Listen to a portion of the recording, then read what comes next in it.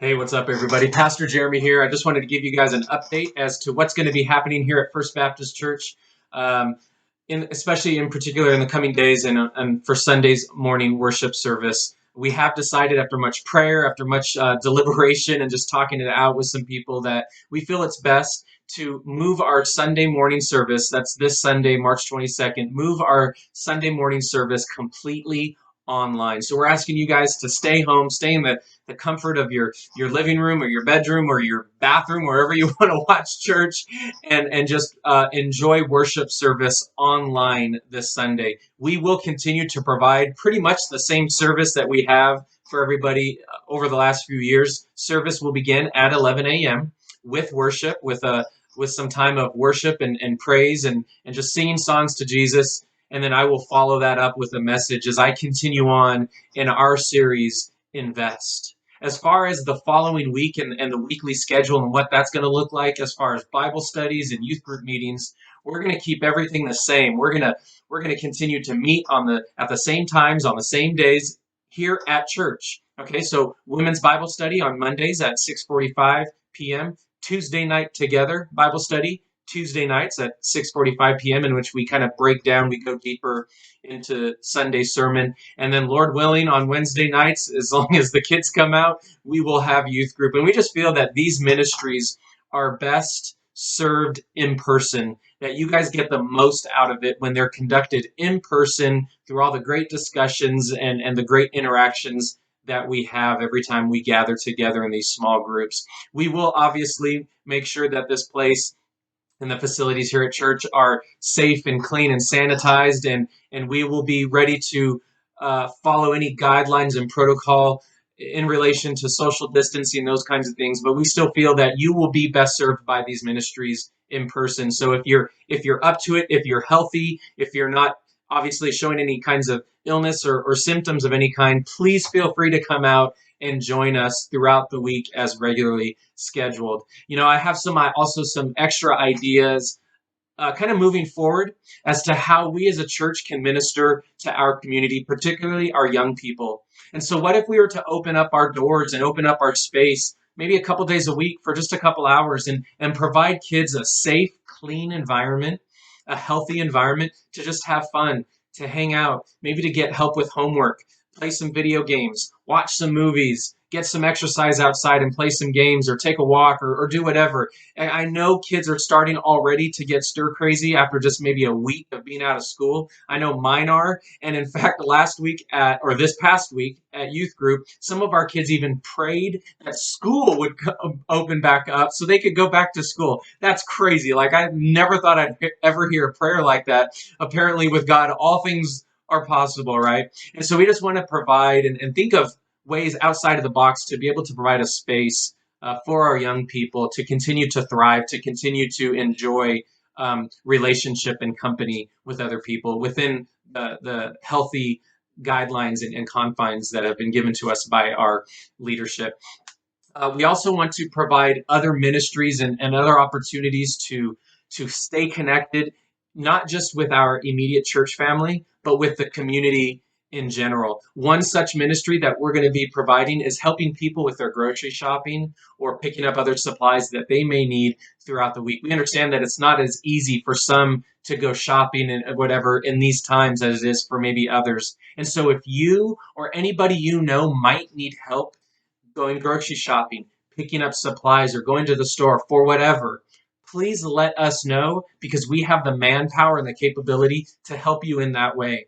You can reach us in a wide variety of ways. Many of you know already. You can contact, obviously, our church on Facebook. You can also visit our website, FBCAC.org. You can call me here at the office, 736-2464, or you can also email me at pastor@fbcac.org.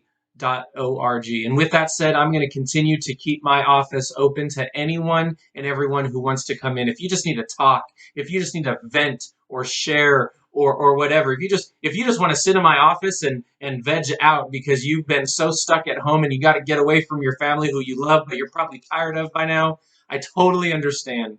And so I'm here for you in any way that you might need. Just let me know. and you can come over and talk, and we can spend some good time together. You know, as I was putting this message together for you guys today, a verse came to my mind, and it comes out of the book of Ephesians. Paul writes to the church at Ephesus concerning spiritual warfare. And towards the end of his letter in Ephesians chapter 6, verse 13, he says these words. He says, "Therefore, take up the whole armor of God, that you may be able to withstand in these evil days, and having done all, to stand firm." You know, we can do all that we can to remain healthy, to remain safe, and to remain confident in faith and courageous and all of that. And at the end of the day, we are called to stand. And I want to let you guys know that this church is fully prepared to continue to stand with you and your families. And like I mentioned earlier, for the next few Sundays, we're going to continue our series and finish up our series in Invest. You know, I was talking with a few people this week about how ironic it is that in the midst of everything that's going on around us right now, God in this season is calling us and is giving us the direction, is giving us the vision to invest in our time, to invest in our spiritual gifting, to invest in our relationships with one another, to invest in our devotion to God. And then at the end of this series in a couple weeks, to invest in our resources and in our giving to the kingdom. And like I said at the beginning of this series, with any investment come risks, right? And you have to consider those risks. And you know what? There are unique and significant risks that we have to face and that we have to be willing to take if we're going to continue to minister to our church and to our community in the days ahead. But what is the profit?